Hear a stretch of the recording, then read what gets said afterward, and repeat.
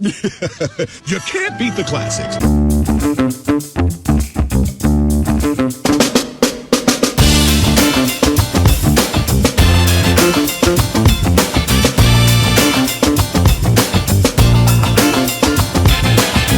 All right, what's up, everyone? Welcome to episode 3 of the You Can't Beat the Classics podcast. So you've been with us for 3 weeks now. One thing I've been thinking as I've been going through these episodes for the podcast, I've been trying to get like closer to like the present day. But even with this one, surprisingly, this movie's 13 years old. The one that we're talking about now. Let me introduce who I got here with me really quick. We got some special guests here with us. So I got my buddy George, and we also have Mike here as well, both from the Insomniac Station, their channel on YouTube. You can follow and subscribe them.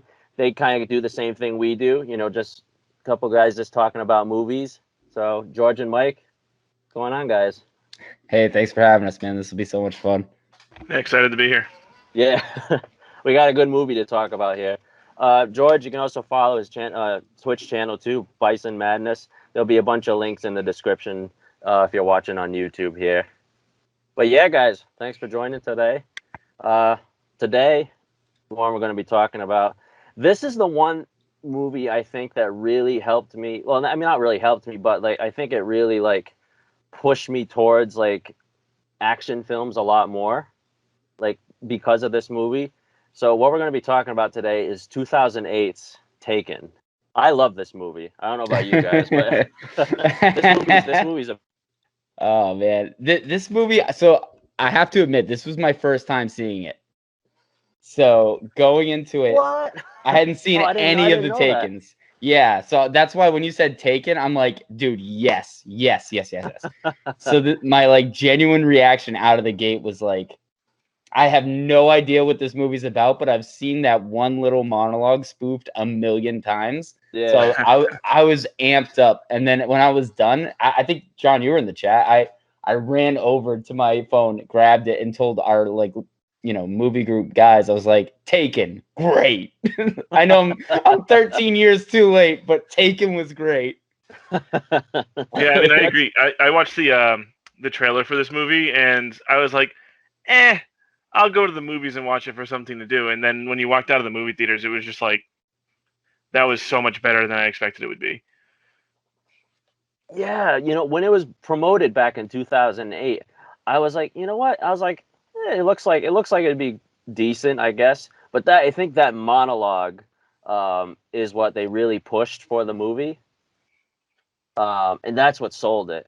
I think that's what sold everybody on seeing the movie was definitely that monologue. Yeah, just a great action movie. This is the movie that kicked it off really for Liam Neeson as like an action guy. As like an older, like a middle-aged, older, but not too old action guy, right? So like he's aging, you can tell because like in the movie they set it up for him to be an older gentleman, but like he's still not too old where he can't kick your ass. Exactly. Yeah. You see, pretty much every movie he's in now is just like it's just seen as Taken, but like something different. Yeah. I was gonna say, like, all the movies he's coming out with now, like, what was it, Cold Pursuit, and then there was some other like older gentlemanly movie, and even the A-Team, where he's like this badass older guy. Like, he's just raking in money off this 2008 singular film. Just raking in money. He did throw in A Million Ways to Die in the West. So. Yeah. Which he was the badass bad guy in that movie too. Yep. Yeah, this movie really. I mean, this movie ended up getting 2 sequels from a movie that nobody thought would like really like get popular. I mean, you call it 2 sequels. I call it 2 letdowns. Yeah, you could call it that. Yeah, I haven't heard too many positive things about the sequel. Yeah. But this first one though, really one of my favorite action movies. Before we get into it here, one thing I like to do is every episode I like to watch the trailer for the movie. So I'll put that on here, and then we can get our real-time reaction to that. Happy birthday. Dad, guess what? You know my friend Amanda? Her cousins asked us to spend vacation with them in Paris. I really, really want to go. Fucking disposable Cameron. Hi, Daddy. You were supposed to call me when you land. There's someone here. What? Oh my God, they got Amanda. Dad, they're coming. All right, listen to me. Go to the next under the bed. Tell me when you're there. Now, the next part is very important. They're going to take you. They're going to take you. I love it. I don't know who you are. I don't know what you want. So badass. If you're looking for ransom, I can tell you I don't have money. What you have are a very particular set of skills. Skills I've acquired over a very long career. That make me a nightmare for people like you. Where are they? If you let my daughter go now, that'll be the end of it.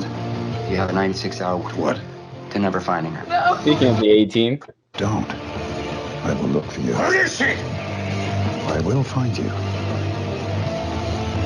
I will kill you.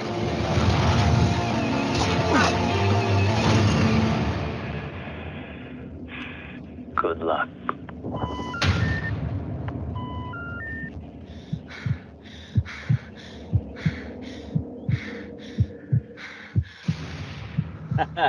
Yeah, so I mean, my like, God.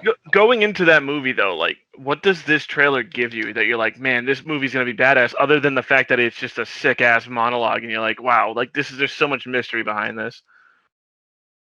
I mean, when I see it, I'm like, now I've seen the movie, right? Yeah. But after, like, not to like skip ahead or anything, there's 0% reason why Famke Janssen got a credit in this movie, like a leading credit. Zero reason. She was easily the most useless character in the entire movie for her name. Dude, I feel like the movie is just like her and Liam Neeson just roasting each other the entire movie. It's just, I mean, they're ex-wife and ex-husband, so I mean, I guess that's a given. But yeah, that's pretty much what she does. Yeah, like I mean, I guess was she coming off one of the X-Men movies? She had to have been coming off an X-Men movie around then. So yeah. So it was like, okay, maybe she's a big star, but how much do you think they paid for her to be in like 2 minutes of screen time? And maybe like 30 seconds of talking. And like you said, everything that came out of her mouth was so sour. Yeah.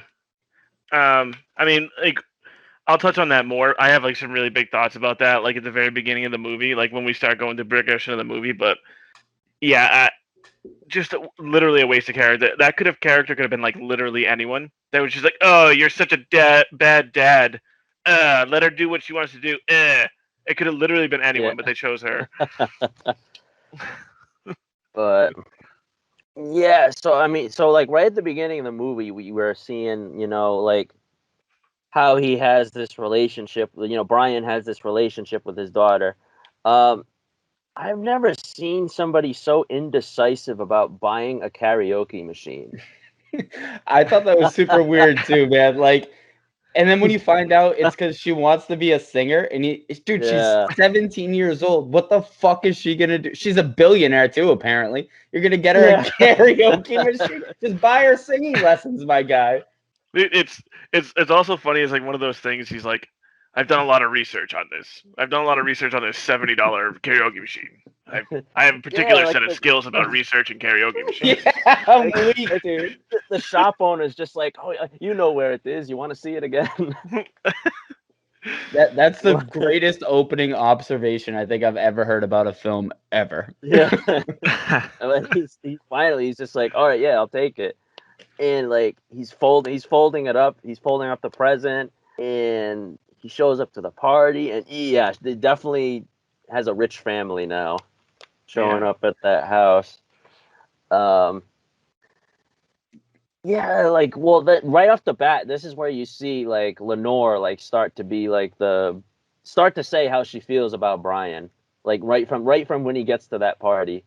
Yeah, she didn't really hold back like at all. Like, maybe you shouldn't come see your daughter on her birthday. Like, what the fuck? And he even was like, I don't even want to stay. I just want to give her the gift. Like, that's He's that's like, fucked up. she was like pushing him out of there. Like, oh yeah, the presents are over here. Just put it down. Yeah. Also, like a pony at 17. Like, where were? Yeah, it's Who rich people, wants bro. that? Rich people. I mean, you also look at it too. So like, he knows what he's walking into, right? Like, he's very aware that he's walking into this like really pompous party, and he shows up with like a sub-$100 karaoke machine. You know, like maybe that's the reason why it took him so many times to go back to that shop. Maybe he's like, if I have this disconnect with my daughter, I know she wants to be a singer, but like, is this the gift that she's gonna remember me for on this birthday? Probably not. No, like she like as soon as that horse shows up, that karaoke machine is like a distant Trampled. memory.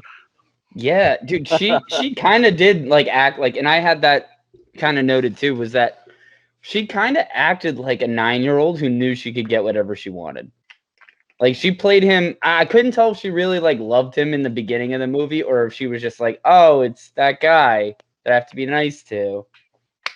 Yeah. It was kind of a cool concept to not know if she actually loved him or not. And then, I mean, not to cut too far ahead, when they go out for lunch or whatever and get the sundae, that whole thing right before the trip, it's like, man, I don't know about this girl. I don't know. Yep. No, yeah, I agree. But yeah, I mean, but you find out the reasons why Brian is where he is. He like gave up his life as this like special forces guy, just to be closer to Kim. And I mean, and the guys that he's working with are kind of pushing him, like, hey, you know, just do this gig here. It's just taking a pop singer, like to and from a place. That's it. And he's like kind of hesitant. He's like, do I really want to be doing this again? I don't know. Yeah, I didn't quite understand too. Like, so he's got to work, right? Like, I agree with your hesitation. Like, why was he so hesitant even to just take like a small gig like that literally was just a transport gig? Like, don't you have to still make money? You like you said, you know your daughter's got a silver spoon now, and you spent $50 to $100 on a karaoke machine for her 17th birthday. It's not a small birthday. She can drive now. You could have got her a car. Like, dude, you're this badass military, and he's living in a studio apartment. Like, yeah. Like, why? I guess that confused me a little bit. He has many enemies, but I don't know. I'm just making that up. I just think it's funny. Like, his boys roll up, right, and they're all in like this like Chevelle SS, like this muscle car, and they're all like, "Hey, we're here for the boy barbecue," and he's just like, "This is a freaking weird way to set up that he's an ex-military guy." You know what I mean? Yeah, it was odd seeing him so hesitant about the job, and then the whole cookout. Like, you could tell he was kind of a boy, but at the same time, it's like, what are these fucking hardos doing hanging out with Liam Neeson? Yeah. Like, yeah, they're pretty much just like shooting the shit. Like, oh yeah, you remember this happened in wherever, Alaska or whatever. We killed that guy. Do you remember that? Bogota or something. yeah, something like that. But I mean, eventually, but he does accept the job with this singer. You know, he's in there in the room with her. Bad time to be asking about singing tips for your daughter. Like, well, all right, let me ask this. Do you think the way that singer responded to him was uncalled for, or no? She was getting ready to go on stage, man. He's lucky he even got a response and didn't get replaced. I mean, he's the hired help. he's supposed to be the fly on the wall, right? Yeah. Seen, not heard. I mean, it was ballsy. I'll give him that. But you miss 100% of the shots you don't take. And this motherfucker shot. He shot hard. Yeah, I mean, he tried. Like, when I watched that scene, too, I tried to, like, replace her with, like, a Justin Bieber or, like, a Taylor Swift. And I was like, there's no shot either of them put up with that bullshit. No shot. Yeah. Yeah. There's even less shot they remember after the show that he had asked about his daughter. Even less shot. Yeah. All right, that's true. Yeah. All right. So you could kind of expect that kind of answer from her. But yeah, this is where we start to see, like, all right, what did this dude do before he retired, really? Somebody leaves the gate open, he's running off with the singer. But one thing with this part, I was like, why does this maniac want to kill this pop singer? I was thinking that. Like, why does this random guy? Again, I was thinking Justin Bieber and Taylor Swift. I'm like, who the fuck wants to kill these people? Yeah. But like, how grounded and real did it feel? It felt real. Like if someone was going to kill him, it wasn't like they came jumping down from like the banners or whatever, or like dressed as a ninja. It was a guy who, if he just walked up to you, you wouldn't have thought anything. And he had a concealed weapon, and he shot his shot. Little did he know Liam Neeson's not the lion from The Lion, the Witch, and the Wardrobe. He's fucking Taken mode now. Yeah. And I thought that felt pretty real, right? And then like he immediately gets her out. Like, he's not staying around to see who else is there. It's not Under Siege with Seagal, He's just trying to get her out. I thought that was pretty dope. Like you said, introduced like who he was. He's not just a guy, a broken dad. He's a bad dude. Yeah, and I think also the flip side of this too is, like, we're talking about a movie here with a $25 million budget, which is pretty small comparatively. So when you look at all of the stuff that happened, like, I think like a very large part of that budget went towards stuntmen and like physical stunts and all that stuff, because everything here was physical. There was no CG almost any part of the movie. There was just makeup and physical effects. So they made everything more grounded. Nothing was unrealistic. So I think that part really stands out. Yeah, and I love that Brian's like that character. Like, when stuff's going wrong, he's like, don't mess around. Like, he can be like a decent guy, as a dad, as a friend, and we see that. But as soon as something goes south, like, he does not hesitate. And I love how the camera too. I mean, maybe I was a little too into it, but the camera immediately, it started at the guy's shoulder and worked down his arm to his knife, as if it was like, hey, here's Eagle Eye's view of Liam Neeson, what he's seeing, starting at his shoulder, found the weapon, and then immediately cuts to him like putting her behind him and everything. It was real cool cinematography on how they did all that. I thought that first engagement was really, really good and kept the movie grounded. Kind of, you're not going into stuntman porn. You're going into like somewhat of a grounded movie. Yeah, I will say though, on that, it's kind of one of my drawbacks of this movie is that it suffers from a lot of the drawbacks that American action movies suffer from, and it's like really close camera shots with really fragmented scenes and very shaky camera. I'm more of a fan of like the Asian style of combat filmography, where like they do the one long cut and it's very well choreographed, so they don't just like stop in the middle and cut in another scene where they're swinging and all that stuff. It's like one very long take that's very well choreographed, and they could be up to like 5, 6, 7 minutes long. I really like that more. But to your point though, previously, right? Like, it's Liam Neeson. He needed a stuntman. You probably had to do those shortcuts to get him in and out of those scenes, right? But I mean, I'll also add to that as well, because it makes sense. In this movie, a lot of the fights happen inside rooms or like very close quarters. So it makes a lot more sense that the camera would be closer, and that's how they kind of did it. But like, not to like, jump too far ahead, but like in the scenes where they're in the street fighting, if the same stuff happens, you're like, there's a lot more room. I could have a way better view on this fight. You know what I mean? Yeah. That's true. I kind of wonder if that's like maybe just like a European style, because like one thing I kind of forget actually I don't really forget because it's part of the movie, but that this is a French movie. Really? So I mean maybe that's more of that might be a reason why it's kind of shot that way. Because I can't think of another like big like French movie. No, I've looked at the director's filmography too. I don't really recognize any of these movies other than he worked on From Paris with Love. And even then, it's like, I don't know if he was actually the director for that. Right. So it could just be too, he didn't do a very good job with them. Well, I think he worked with what he had, but like if you compare this movie to like another movie that came out at the time, like the Bourne series was happening at around the same time as this too, and you look at the fight scenes in Bourne, and they feel like they're more pointed. Like this is the fight that's going to happen, and this is where it's going to end. Where this one is just like, let's shake the camera a whole bunch of times, let's get some flapping going on, and then the scene's going to be over. Well, let me ask you this, and I think this is a good question for both of you.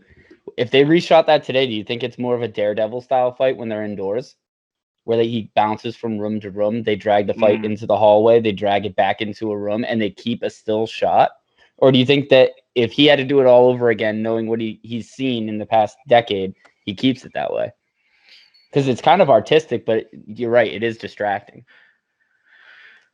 I mean, it's hard to say because at any point they could add CG to it, right, and show him like breaking through walls, or but any part of that would increase the budget. So was the effects and how these fights occurred, like they break a table but they never break down a wall during this movie, you know what I mean? So like does that all play into like how much money they had to work with? Yeah, it could have found out. And $25 million in today's money, is that how many movies are made with 25 million anymore? Well, Iron Man came out a month prior, so yeah. I think they would keep it the way it is just because of the fact that Liam Neeson was starring in the movie. And from what I know about Liam Neeson does have a boxing background, if I'm right. But one thing the reason he accepted this movie was that because first off, he didn't think that the movie would do very well from the start. So he mostly accepted it kind of just to get away and just spend some time in Paris. And he was offered to learn karate for free. Yeah. Getting your money's worth there. So, I mean, maybe it might have been shot the way it was, too, just because of, like, Liam Neeson hadn't been established that way as far as, like, a film role yet. But, I mean, that's just a possibility. I mean, if you had $25 million and you had Liam Neeson as your main character, yeah, you're going to keep the camera on him as much as you can. Yeah, definitely. Totally get it. But yeah, I mean, after that whole stuff with the singer, this is where he finally has that sit down, that he's been wanting with Kim at the restaurant. And he's kind of disappointed that Lenore shows up. But another reason he's disappointed too is that he wanted to spend all this time with his daughter, but now Kim wants to go to Paris. And you can see the look on Brian's face when she says she wants to go, and he's like, that is not a good idea. Yeah. I mean, it's fair though, right? Like your 17-year-old daughter just wants to go to Paris. Like would I let a 17-year-old go to Paris? I don't know. Probably not. Well, you got to start in order, right? Would you let the 17-year-old go to Paris with people you didn't know? No. And then would you let the 17-year-old kid go to Paris without any parents? No. And then would you let the 17-year-old go to Paris with just her 17-year-old friend? Nope. There we go. Also, on top of this, I'm going to add to this too. That's how we found out the information, though. And this poor guy's being guilted by fucking Jean Grey over there about, hey, you're a terrible fucking dad. You're a deadbeat. And it's like, bitch, like this chick can't. She just got a pony and a karaoke machine, and now you're gonna send her on. And then the kicker was he found out she wasn't even going just to Paris. She was doing a European tour with a 17-year-old alone. Word, bro. Yeah. Word. So this whole movie, that whole scene is based on lies, right? Like, because the mother knows and she's lying right to his face, and he's like ex-Black Ops, like he knows what the hell is going on. Yep. He's way more knowledgeable about the whole situation than she is, right?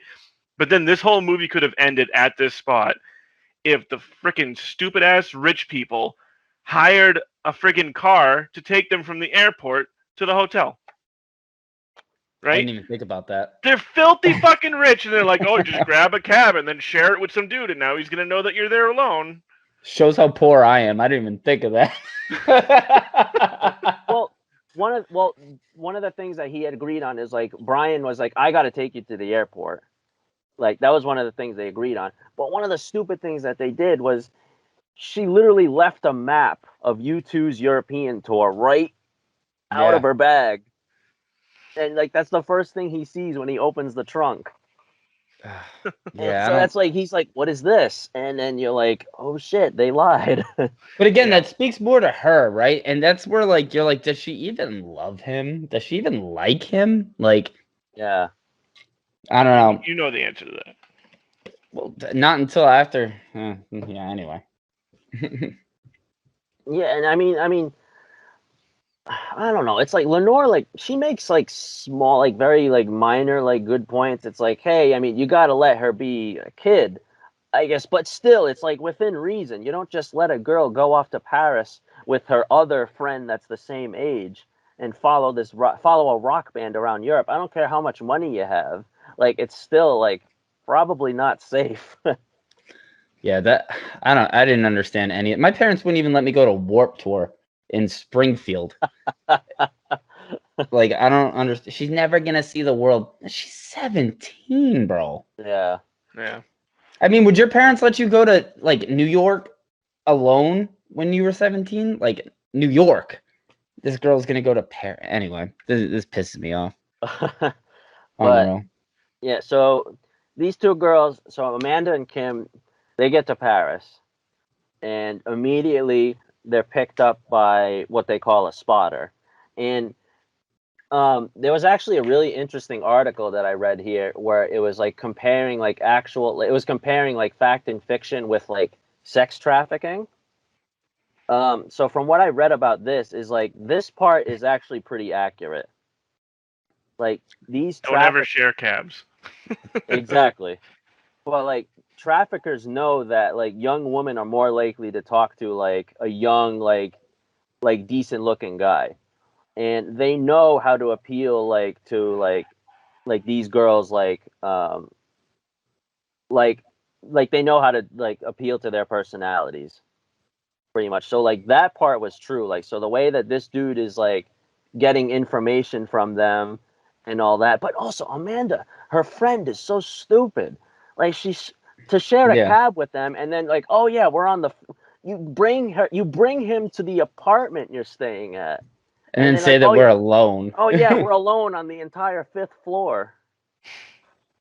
That's why you don't let 17-year-olds travel alone. Like even Kim is like, what the hell are you doing?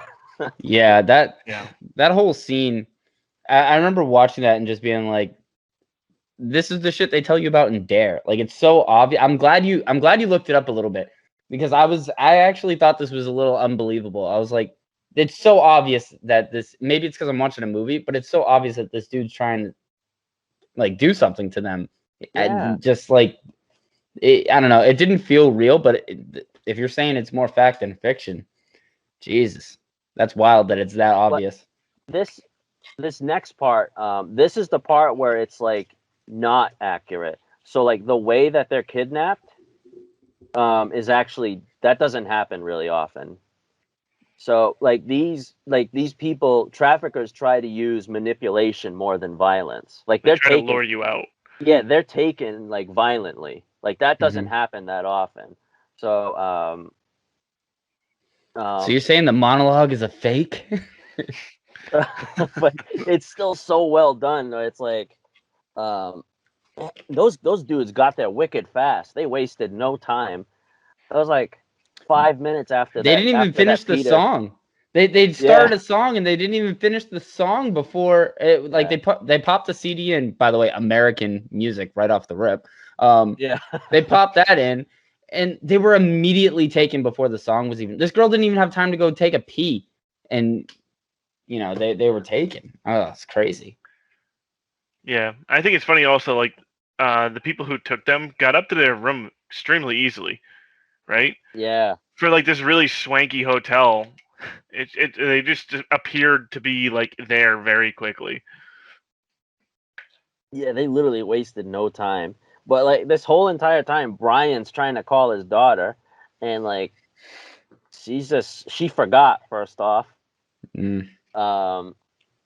But yeah, he gets her on the phone. He realizes, hey, the cousins are not here, so they're just alone in this place in Paris. Yeah, but this is where I really start to love the movie. Like, this is the turning point of the movie. Right, it's a slow roll up to this point. It definitely felt like a shitty rom-com going up to this point. I was like, the cool part was the singer, right? Because you're like, okay, we're gonna get some violence, and then because I mean, the trailer alone sells you on the violence. Like you probably could have started it right where we are right now, and it would have been a cool movie. But there was like really nothing other than "I hate you, Dad" for about 30 minutes. Yeah, this is where I start to love the movie, and like he's on the phone with his daughter, and like this is one that, like what I was saying earlier about how like cool his character is. Like he knows his daughter is about to be kidnapped, yet he's calm and he's collective about it. Like I feel like the parents' first reaction would be like they'd be flipping out if they were hearing that going on the phone, but he's like yeah, and he's describing every little thing to her to help getting her back easier. Oh, that was cool to see. Like you got another huge layer of Brian there, right? Like now it's like, okay, now I know what you do. Now I know exactly what you do. Yeah. And then after all this, so he's like, you're gonna get taken. She gets taken, and then he talks to the dude, and the dude has the audacity, just be like, good luck. Yeah, the audacity, dude. If someone was like doing that, I'd be like, okay, your girl's here, but I'm taking the other one still. But I mean, this monologue is just amazing.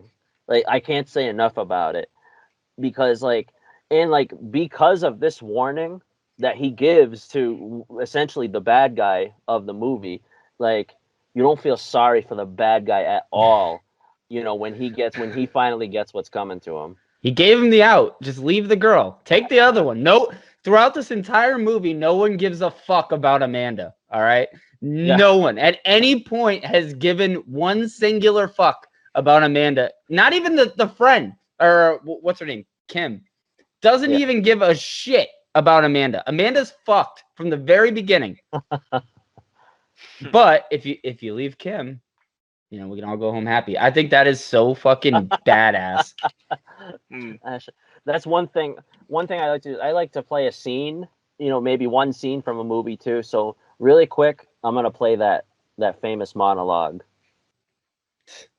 I didn't know we were watching porn on here. Okay.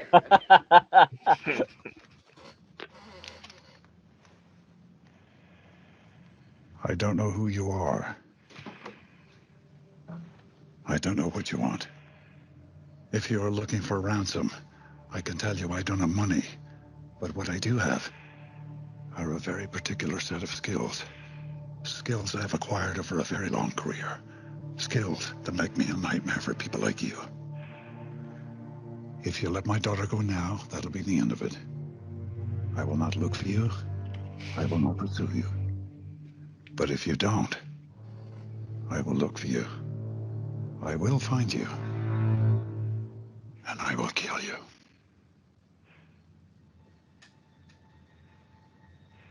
Good luck.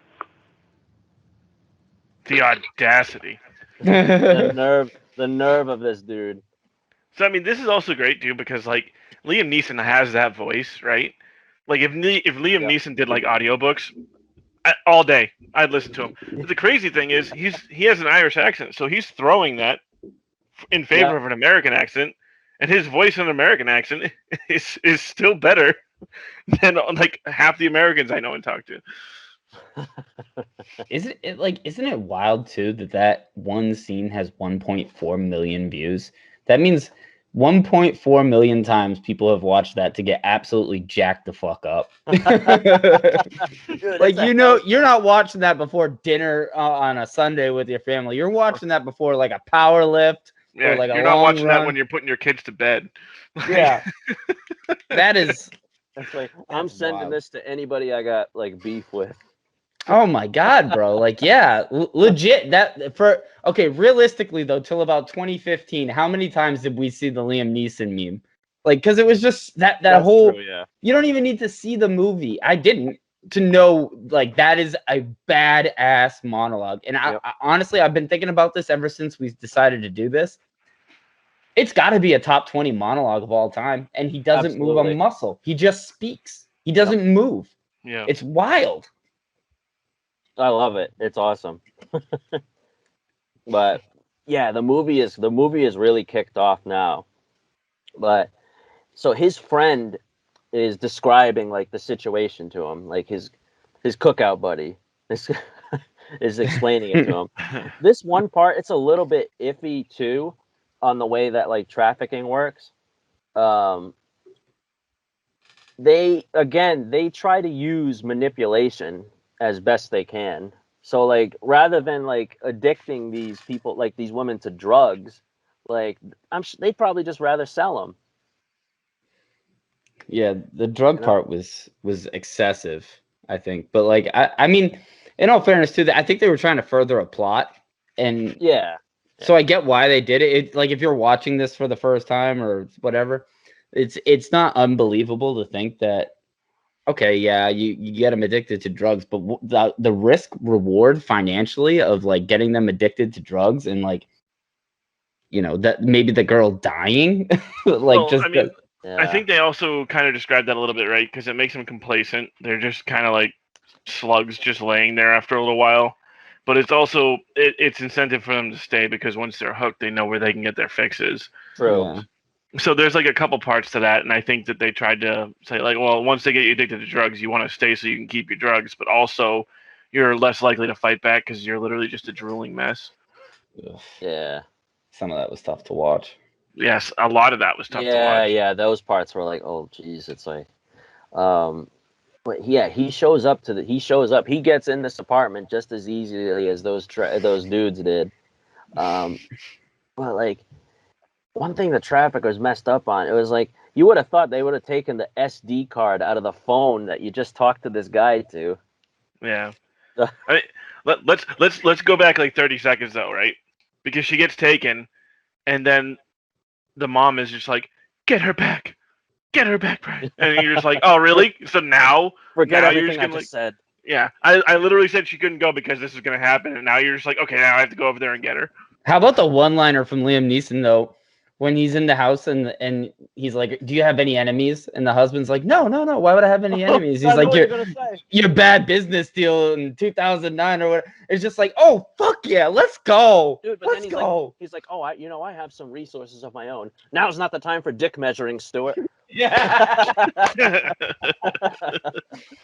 And it was like when he said that too. All I thought of when he said that now's not the time for dick measuring line. All I thought of was Zeus from Wrath of the Titans, just like yelling down at people. Like I was like, yes, let's go. That for me, that's when it became real. I was like, yeah, okay. He just told them to fuck off, and now he's gonna go do his Taken thing. The movie is officially. From this point on, Yeah. You're not watching the sappy robot. It is a man's movie from this point on. Yeah, no, I agree. But you're right. Like a lot of stuff coming up is kind of hard to watch. So, like not to go in any particular order, but when he's going through and he's seeing all the girls that are like just strung out, and then like the torture scene and all that other stuff coming up, you're like, man, some of this is a hard sit. Yeah. So like, yeah, some of it's like. Well, I'm going to get into something that's interesting a little bit later about this movie, but he finds the spotter immediately. Oh yeah, him, and he fuck that the guy. Shit out of him. He's like, he pushes him in the cab. The next rib drives into your lungs. Could you imagine like having that type of control over an ass whooping? Like, not only do I know that I have you beat, but I'm gonna tell you how I'm gonna kill you. Like with his bare hands. Fuck out of here, man. Like, yeah, he's just causing this chaos at the airport, but he's literally just like, I do not care. He's like, I will chase this dude down, like, no matter how far I have to go. But then, oh my God, this dude, he gets smacked by that truck. Yeah, that was he gets obliterated. I was like, oh my God. That's another hard to watch moment. Like, you didn't feel bad for him, but you're just like, ooh. I remember I remember watching that being like, okay, well, Liam Neeson got the spotter, so now he's gonna go through the spotter and infiltrate and everything, and then the kid dies, and it's just like, the fuck? Like, not only visually is it like, okay, that was weird, but like mentally, you're just like, well, now I have no fucking clue how he's gonna do this. Like, how? Where do you go from here? Your one lead is literally in 1,000 pieces. Oh my god! But you're right. You didn't feel bad. You didn't feel bad at all. You're just like, yes. Yeah. But at the same time, you're like, oh fuck. Roadhouse. Yeah. Right. Yeah. Yeah, but yeah, he's kind of like he does have that. He's like, oh shit. He's like, what do I do now? So he turns to that one dude that's in Paris, at Jean-Claude, where he thinks he's his friend because he worked with him before. He's like kind of playing the role. He's like, I can't really help you. You know, he's like, try not to make a mess. Yeah, what a dick, right? Yeah. Wait, but and right here is the point too, where this confused the shit out of me. He's got this like grade A military squad just fucking bringing singers to and from concert venues. Why not utilize them more? I mean, he utilizes the one guy, but like, why not be like, hey guys, we're boys. We have stakes every Sunday. Am I right? That's a good point. Like, why not come help me find my daughter? Yeah, and this is the other part of like the American cinema thing. Like every American dude is gonna be like, yeah, I'm gonna be one guy, and I'm gonna walk into that bar, I'm gonna beat the shit out of everyone, and my wife's coming out with me, right? Well, that dude did the same thing, but in Paris, and realistically, he should have died probably 6 times throughout this movie, and they just like tied him up or just like let him be for a little bit, and then he found a way to get out of where he was. You know what I mean? It kind of reminds me of Transformers when the guy's like, one man betrayed by the country he loves. Yeah,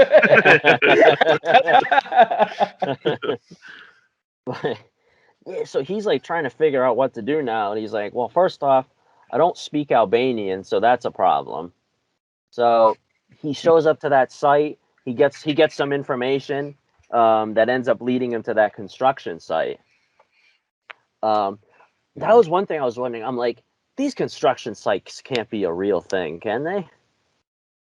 You know, man, right in front of everyone's face too. Like, yeah. But that was another layer to the onion, though, right? Because he didn't just get the information. Like he swooned it out of a hooker who like literally didn't want to talk to him, and then found like you start to like after that scene with the hooker, you start, and I hate that I'm calling her a hooker, but it is what it is, people. She doesn't have a character name, so you're good. Yeah, he like every move he makes is super methodical, and I love those types of movies where it's like you're thinking with the movie, right? Like the lead is gone to find these people. You know, he's not getting any help from anyone. You have, I think they gave a time limit, right? He's got 90 hours to find her or something like that. Yeah, like 96 hours, yeah. So you're racing against the clock. Your daughter's fucking MIA. You don't know where she is. You can't track the SIM card. He's literally like, you're trying to think ahead in the movie because it's kind of like a thriller. And he's thinking 18 steps ahead of whatever you ever could have thought of. Like, like I remember watching this and being like, why are you talking to a fucking hooker right now? And immediately they go through the entire conversation and it's all planned. It's all pinpointed, accurate. He's 10 moves ahead of whatever you could be. So. Yeah, I love it. He knows so well on what to do. The part of the construction site is where one of the parts I noticed that I've seen 2 different versions of this movie. So, like when I saw it in theaters when it came out, I must have saw it in its original format, like we probably already seen here. But one thing I had it on DVD. And I didn't realize that the DVD I have, it's a censored rental version. So I've been watching that version for years now, and I always thought I forgot like the movie version, and I was just relying on like this censored rental version I have on my shelf here. So there's a lot of violent parts that they cut out. Yeah, in this. And that's what I was going to say. So I saw it in the theaters too, and then I was going to watch it again, like on demand through the TV. And I was like, well, no, because I know that they remove like 15, 20 minutes of good stuff out of this movie if I do it that way. So I I rented it again. I've never heard, but he's got it on DVD and it's censored. I never heard of that. Yeah. That's wild. So there was parts popping up, and I was watching. I was like, when did this happen? Like, I didn't know a girl got gunned down at the construction site. Yeah. Because they don't show that in the DVD version I have. And I'm like, Oh, man. what? When did that happen? So even now I was watching it. There was surprises for me. But when you're in the construction site too, there's like, this is kind of where the plot holes start to come in. Like, because he disarms the one guy when he finds the jacket. And it's like, okay, he disarms the guy and knocks him out. How does the bouncer at the front know where he is, like, immediately? Like, finds which one of these sex dungeons he's in. Yeah. And B, like, how does he even hear that something's going on? Because over the moaning and the drugs and everything, like, the shriek this guy gave out wasn't that loud. I don't know. I think this is kind of the beginning of a few plot holes, and the plot holes that are there, like, they're not terrible because you still enjoy the movie. You kind of overlook some of the plot holes, but it's just like, I mean, it was clearly, we have Liam Neeson. Let's let him kick some fucking ass. Yeah. But this is where he pulls another move that is like pretty much 18 steps ahead. He's like, hey, I don't know this girl, but she's got my daughter's jacket somehow. Let me take her back, get her better, and then see what she knows so she can help me. I'm like... Yeah, but there's also that second there where it's a blonde girl with that jacket on, and you're like, oh my god, he already found her. You know? Mm-hmm. And then you realize that it's not. Also, too, like, I'm thinking these things out loud to myself. If if you guys saw your daughter's jacket in the sex dungeon, are you not looking in other, like, I guess there's stalls? Not to kind of be rude, but, like, I guess there's stalls. Are you looking in other, like, he only looked in like 4 or 5 stalls. No, because this is where he also found the money, isn't it? No, that's later on. Yeah. Okay. But he brings her back. He's getting this girl better. We see more of how Jean-Claude is a bad friend. But I think right from the start, Brian knows that, like, because of Jean-Claude's hesitancy to help him, he's like, this dude's in on this somehow. He's like, he's got something going on here with these Albanians. Yeah, I mean, I didn't pick up on any of that while I was watching it until obviously you find out. Yeah. I remember watching it just being like, all right, the dude's got his hands tied. He clearly can't do anything. He's not going to do anything. I think it's the next encounter where you fully realize, like, man, this dude's fucking full of shit. Yeah. Well, one of the interesting things is how you know he's in on it is that, so Jean-Claude gives him his business card. So when Brian goes to that house with the red door and ends up meeting all those Albanians, he hands him his Jean-Claude's business card. Yeah. And, like, he's disguising himself as a police officer or special agent or whatever he is to, like, cut a deal with these Albanians.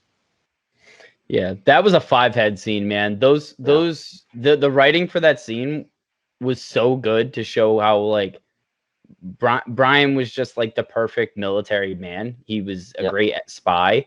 Because I remember I had to rewatch that scene. I got confused. I'm a grown-ass man. And there was so many different angles going on in that scene. Yeah. Fucking amazing that he just walked in there and did that. And then wipes him.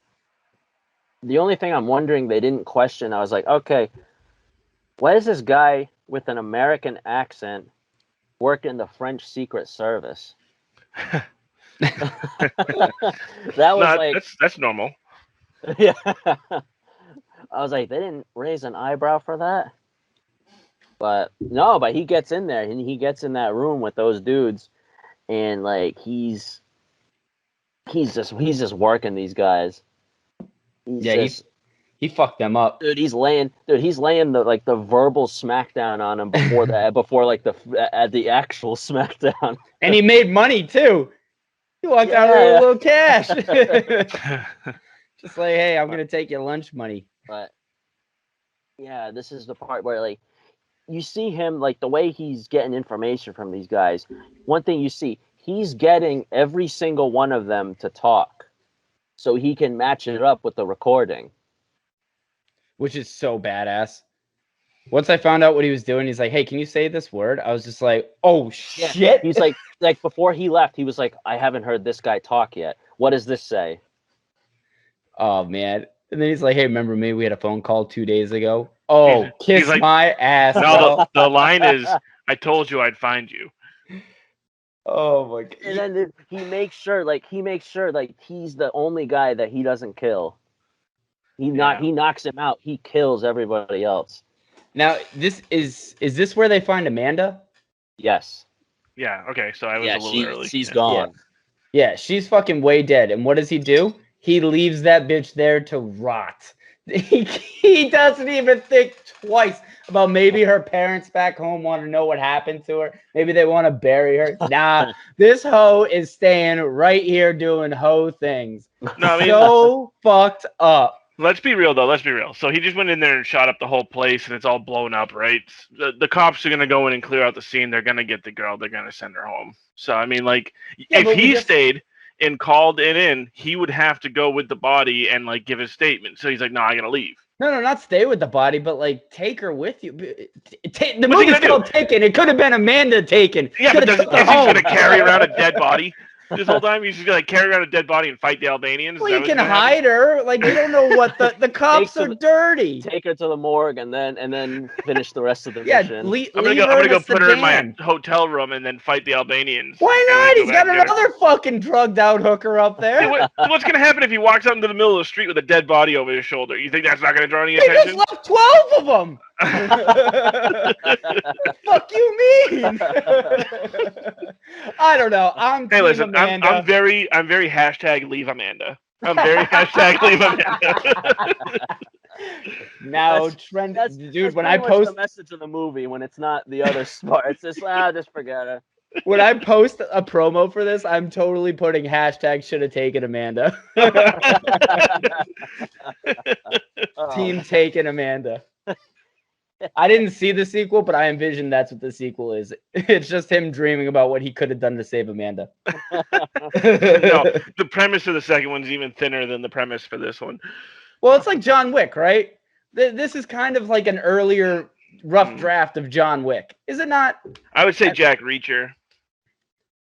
Okay, but what is Jack? Isn't Jack Reacher just stuntman porn? This is all the same thing. We're talking about, hey, what vegetables do you like? Lettuce, tomato. Well, you know, we're going. They're all still vegetables. Yeah, they're all vegetables at the end. I don't know. When I saw Taken, I'm literally right around this part actually. When Amanda was dead, I'm thinking, like, I'm comparing it to John Wick. The rest of the movie. That was just kind of. Maybe it's because it's more modern, but that in my head, I was just like, this reminds me of, okay, he found the dead dog. Now shit is about to kick up a notch. Yep. Yeah. But yeah, so Amanda's left behind. But then it leads to, like, the best interrogation, like, I've seen in the movie. Like, this is like the DVD version shows a lot less than what's here. But dude, this guy, you do not feel bad for this guy just, like, being shocked in this chair. Like, dude, you got the warning. Yeah, I mean, you had your out. Don't you feel like a little concerned though watching it? I was anxiety driven because this guy seemed like he was ready to go down with the ship. And like Liam Neeson, he had like this look, and maybe it's part of the interrogation charade, but he had this look in his eye, like, you know what? Fuck him. Like, he's like, I could leave this on all fucking day and whatever. The power will go out in the city before you die. And I'm just like, oh my God, if someone said that to me, I'd be singing like a fucking canary, bro. Like, oh my God. He knew he was dead anyway. He knew he was going to die. Even if he sang like a canary, he was dead on that chair. Yeah, but the blind loyalty by this dude for who? Everyone was wiped, and you gave all your money to Liam Neeson. So it's like, what? There was one interesting thing that Marco said that I hadn't picked up on. It was because I couldn't really understand him that well. given a guy that being electrocuted. But one interesting thing that he says is when he's giving this information back to Brian, he's like, we don't keep virgins, so we sold her. Oh, I didn't even pick up on that, to be honest. So that's why they don't have her anymore. Yeah, and that's why, like, during the whole process, like the auctions and all that stuff, they label her as pure and all that stuff. Yep. Yeah, that's why. It's so fucking gross to think about. Yeah. But no, the grossest part is that, like, people just freaking bid on her like she's a cow at auction. Oh, that was another I'm like, dude, are the sales really like this? I'm like, come on, man. I'm like, no way. She just all 17 years of her is just standing there, and she has no idea what the hell is going on. It's just like a room with a whole bunch of panes of glass. The whole time, all she was thinking about was, I wonder what song U2 is playing right now. Yeah. I'm missing it. But he shows up to Jean-Claude's house, and he's like, dude, I know everything now. He's like, you are the worst friend ever. Dude, this is when he shoots Jean-Claude's wife, right, in the arm. Oh, fucking baller play, right? The guy is like, listen, man, I can hold a gun to you all I want, but I know as soon as I put this at your wife, you're gonna melt. Shoots her right in the arm, and I was like, yes. Right in front of the whole family too. Like, fuck all of you. Yeah. Hey, he didn't do it to the kid though. No, even before he leaves, he's like, please apologize to your wife for me. Yeah, but he knows. The dude is such a scumbag. Yeah. That whole scene is just like, isn't it kind of like the inverse of like a villain? Like that's the definition of gray, isn't it? Because like what do we see all the time with villains? Villains, they don't point the gun at the hero, they point it at who the hero loves. I guess like I think that's why it's so kind of turned there. It's so badass that he could have been like super, give me everything or I'm taking everything. Instead, he's just like bangs her in the shoulder and goes, hey, I'm not afraid to do it. I'll fucking do it. Let's roll. She's gonna be okay, right? Like you don't see that in movies anymore. You see like it's either she's dead or whatever. Like I don't know. I thought that whole scene was so like beautifully written and so well acted too. Like everyone in the room acted it out perfect. Like the shock on the wife's face, everything. It was fucking. And she wasn't like also too like I had the subtitles on. She wasn't happy with the husband. She knew the husband had done fucked up. So she's screaming at him. The poor fucking guy was just trying to stay out of all this shit. Oh man, that whole scene. If like after the monologue, if you're like, man, it can only go downhill from here. This is like cinema gold. This whole scene, it's biblical. Yeah, dude, I feel bad for the wife. Like the wife is just like, all I did was ask if you wanted white or dark meat. Yeah. At the same time, too, like the wife has no fucking idea what's going on. No. But both of the other guys do. So the fact that she got dragged into it, you're just like, that really sucks. But like, your husband's a real fucking scumbag. But like, both the guys know that both the guys know. Yeah. So like that was setting up for a real awkward conversational type acting scene. And like this is why I think the writing was so good. He's just like, no, we're cutting to the chase. Bang, bang, boom. Yeah. Give me what I need. I'm fucking out of here before you can hit some sort of red button and the SWAT shows up. Yeah, it's wild because as soon as Liam Neeson goes into that house, you know he's gonna fuck shit up. And as soon as he sees Liam Neeson, he's like, oh, he knows. And then it's like, you're right, it's like 15 to 20 seconds of just like pleasant awkwardness, and then all of a sudden like shit gets fucked up. Oh, it's just that's like I can't even think of a scene to compare it to in movies. It's just like so unique to this. Yeah. So really well done. It's a Game of Thrones moment. Well, now he's meeting another bad guy. So we got this dude, Sinclair, another scumbag of the movie. But he cuts into that party or whatever. He sees that sales going on. He finally sees Kim. And he's like, dude, buy her right now. Yeah, that part was pretty sick too. Yeah. That whole scene though was like, you knew she was up next, right? Like you guys knew she was up next. Yeah. How much self-control did he show by not just breaking the glass down and shooting everyone? Like, I feel like as a dad, if I saw this, I'd lose it, especially because I left Amanda behind. Like, I'd be Hashtag leave Amanda behind. But like for real, like I don't think any of us are parents here. But could you imagine seeing your daughter, who you threw your entire life away for to be with, is now about to be purchased? Like, the self-control to not kill anyone in that situation, anyone, dude was on a completely different level. Yeah, but let's think about it from his knowledge and training aspect, right? So if he breaks the glass and gets into that room to try and rescue her, he knows that there's like 15 panes of glass that he can't see through, and it's like eeny, meeny, miny, mo, which one has the gun behind it, you know? So it's a calculated decision to not enter that room and start shooting. It's all just like he knows the process already, which is 100%. completely wild to me already, because he's like, I told you, bitch, that this was going to happen in the beginning of the movie. No, it definitely speaks volumes to his character. Like, even training and everything, he just suppresses all emotion. Yeah. And probably is why he's such a shit dad. Like, because he suppresses all of his emotion. Dude, he bought her a fucking smoothie or something like that. She's 17 years old, rides ponies and sings with karaoke machines. Like, you're going to buy her a smoothie like she's 4? Dude, it was a milkshake. It was a milkshake. And it brought 0 boys to the yard. 0. No, it brought the freaking cab share to the yard. Yeah. Oh, yuck. But yeah, this is the one part where you worry about him a little bit. Dude, it's like, oh man, how's he gonna get out of this? But he does. He does. You know, that little thing up on the ceiling just happens to be, be able to be wiggled out, and just boom, and he gets out of there. This goes back to my, like, any other terrorist group anywhere would have just put a bullet in them as soon as they caught him, but instead they like tie him up in a room and monologue to him.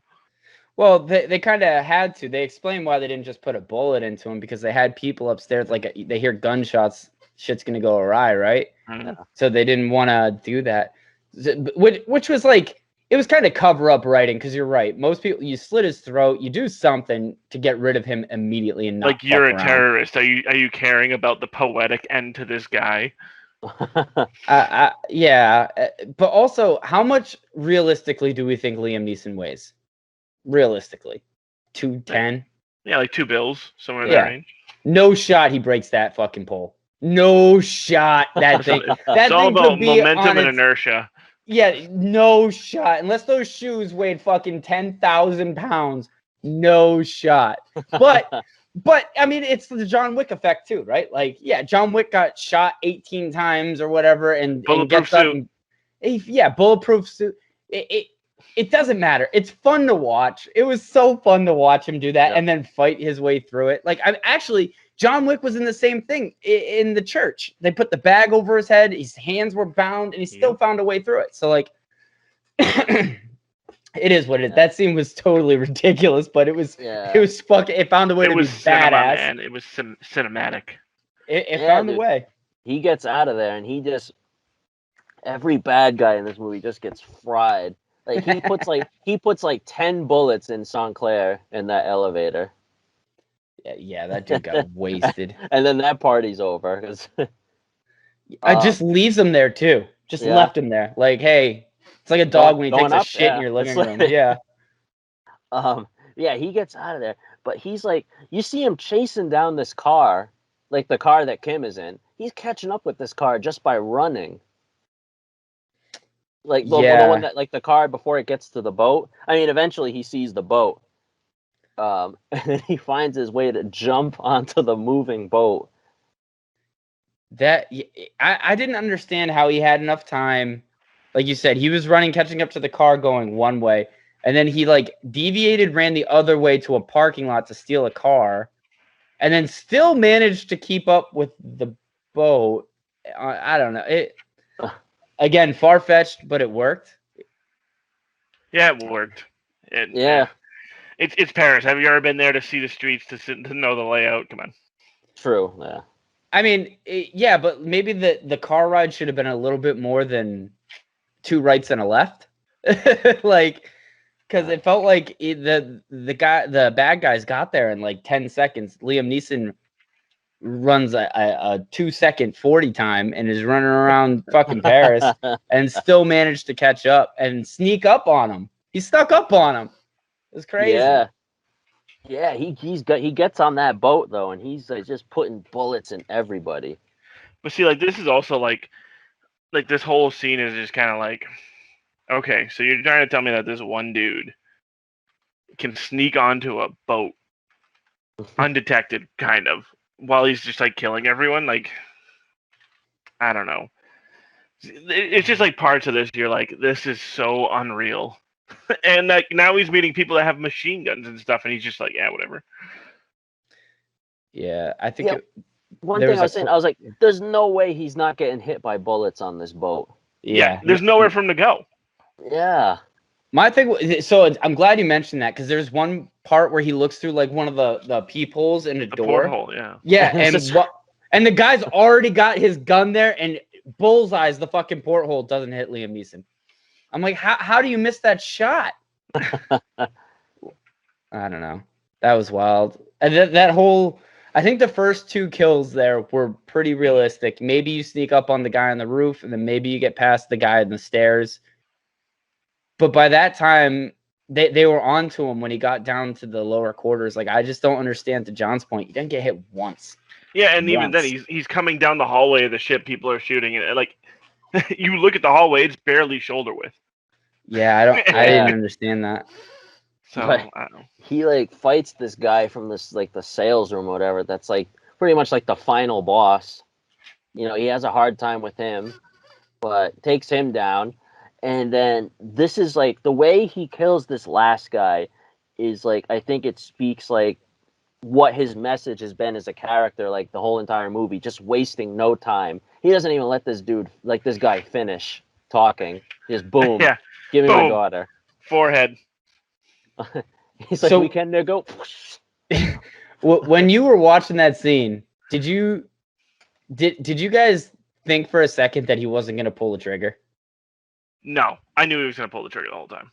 Oh, he was not going to hesitate. The problem for me, like, I was like, I kind of want to hear what this guy has to say. like what's this guy going to negotiate with?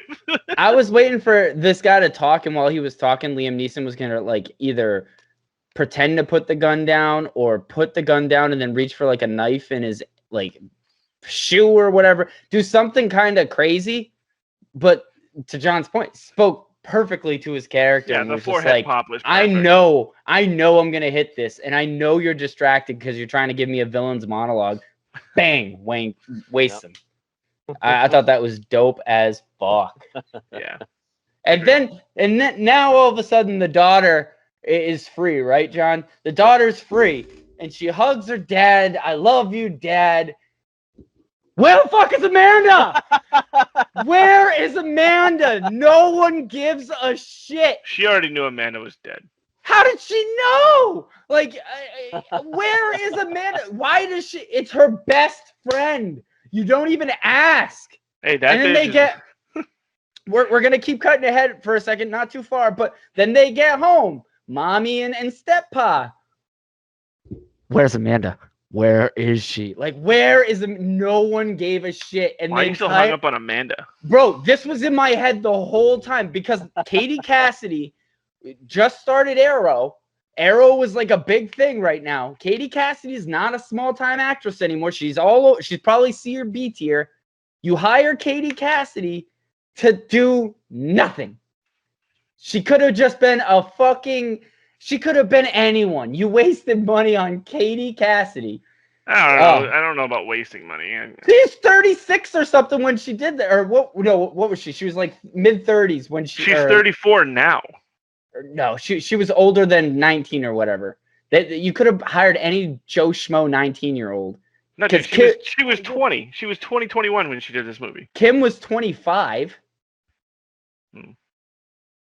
Right? You're right. I didn't even know who she really was. But yeah, I mean, you know those shows better than I do, George. So like, I didn't even know that she was like, just had like this minuscule role in like this movie.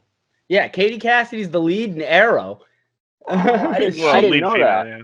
Yeah. She was She's in a few other Sparrow. smaller movies, but like dude, she's like they wasted her. That's why I'm watching this. I'm like, okay, Amanda's gonna come back somehow. Maybe Amanda's involved. I don't know. No, dude, they showed you with the track marks and the deadness that she wasn't coming back. Well, yeah, no, that's what I'm saying. Once you find out she's dead, then it's like, does anyone give a shit? No. The answer is no. She did. She did. And no one even cares to ask the question. And I don't know. It stuck with me. Like, literally, you cared enough for her to watch your daughter in Paris alone, but you didn't care enough to see if she was dead. Okay, got it. That's on me. I don't know. I'm done with the Amanda. I needed to get that off my chest. I've been waiting for a week to say this. Wow. Like maybe like Brian like could have just lied to her. Oh yeah, she's with you too. She's backstage with them. Yeah, she's with Bono. She's singing Vertigo right now. Hello, Hola. Yeah, bitch is dead. But now she's getting the singing lessons and all that. But how cheap did that feel, by the way? That ending? Yeah, just her getting the singing lessons. I mean, I get why, but like I'm pointing back to my original comments where like it doesn't feel like she cares about her dad. Now she gets fucking singing lessons from like Selena Gomez or Taylor Swift type singer. Yeah. Just felt weak. Let me bring this up too, right? So say she never goes to Paris, or say her trip to Paris goes just fine. What does their relationship look like? Well, probably the same as it was, right?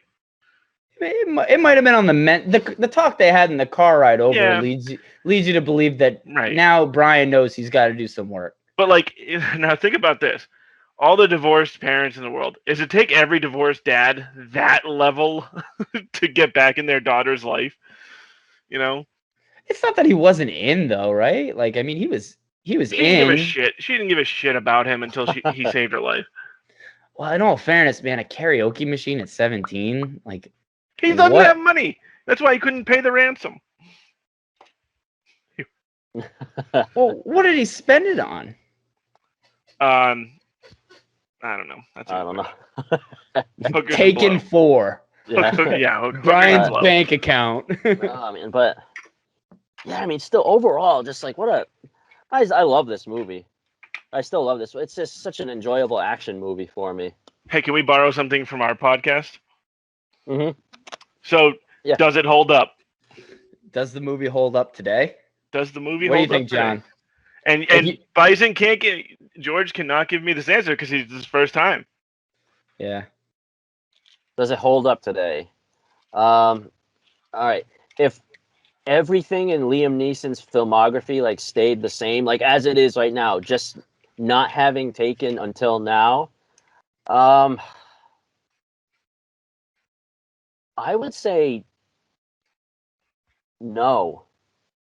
I don't think it would. Well, because if Taken didn't happen, I feel like all these other movies that came after it, they never would have happened. And I mean, even though we still have Taken today, like these other movies that Liam Neeson's done and action-wise have not really been looked at, really.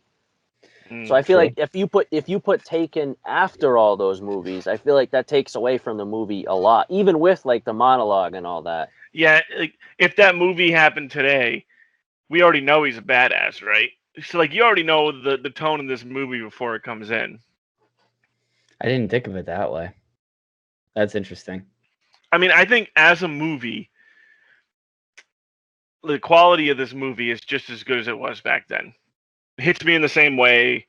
All the lines are just as good. It's as good as I remembered it being. So, like, as a movie, yeah, it sticks. But, like, if you look at it chronologically, as his filmography is, you're right. This movie is very out of place. Yeah.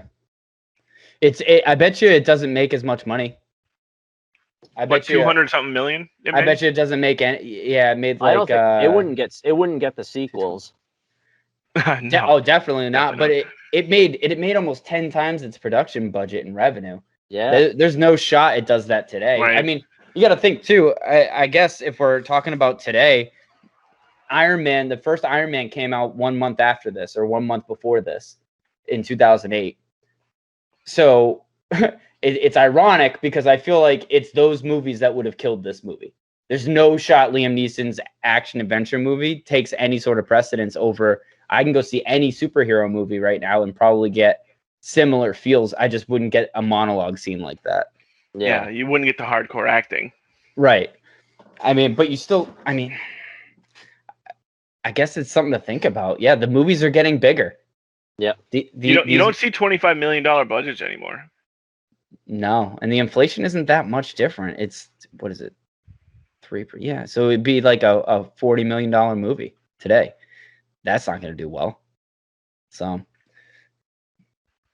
great. That's, hey. Yeah. No, I mean, I still enjoy this movie, but that was a lot of fun talking about it, though. It's a good movie. Dude, I like talking about this so much with you guys. I feel like down the line, we got to do Taken 2 and 3. Oh, I was just gonna say though. Yeah. I was just gonna say. So, I watched Taken 1, and then Taken 2 came out. I was like pumped, hyped, and then you watch Taken 2, and it's the same exact premise except for his daughter and his ex-wife get taken. Oh well, spoiler alert! Fuck. I mean, that happens in the first 5 minutes of the movie, though. No, it's all good. I knew the wife got taken in one of them. I just didn't know which one. And then I had no desire to watch the third one. I'll be honest. Yeah, I got problems with that one. I got gripes with that. I'd be down to redo this for Taken 2. This was fun. And honestly, you picked a great movie because it was one of those movies I always see, but I never just get around to watching it. And I feel like it's because I felt like I knew what had happened. So I'm so happy I saw it and realized I didn't know shit. It was like John Wick. And you know what? I hate to keep bringing it back, but like everyone told me about how great John Wick was of like, it's just stuntman porn. And I finally watched John Wick and I can't stop watching all three of them. Yeah. That John Wick, the first one is definitely the best one, right? And then the second and the third one are just like, that was a good accessory. I think it depends on your mood because the third one I could watch Parabellum. I could watch on fucking repeat. Dude, Halle Berry is an angel in that movie.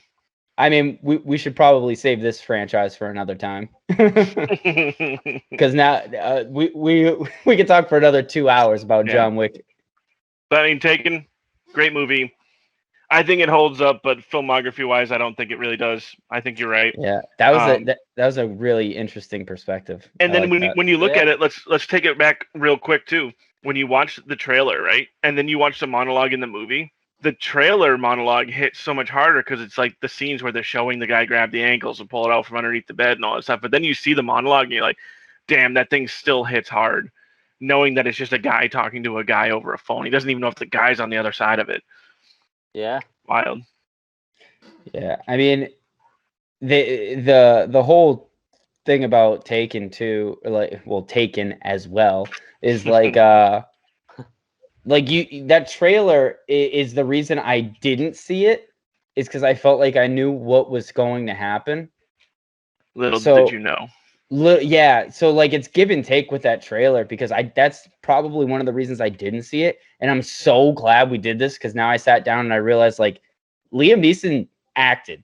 It wasn't punchy whatever. Yep. It was acting, and it was really really fun to watch. Like it wasn't just the mystery of is he gonna save her in time or how many bad guys is he gonna pile up? It was a lot of like the deception, the being 10 steps ahead. It was great fucking pick. Happy we did this. The last thing I'll say here is the body count for him in this movie. He kills 31 people. That's wild. Yeah. I wish we did an over-under there because you know what? I don't think I would have put it at 31, but oh my God. I think I would have put it higher, to be honest. I just feel like the entire time he's just like running through people. Yeah, I felt like I had to look it up. I was like, this feels like a lot of people. Yeah, but is that the edited version or the unedited version? I think this is the film version. Yeah, the one I saw the first time and forgot about. But that's fucking wild. Oh my God. Man. But no, man, that was a lot of fun. This is probably my favorite episode so far. Thanks for having me, John. Yeah, this was fun. Yeah, be sure to check out, George and Mike over on their channel, over on George's Twitch channel too. The links for that are in the description below. But yeah, thanks for tuning in with us, and Awesome. see you guys for the next episode. All right, take it easy. Bye.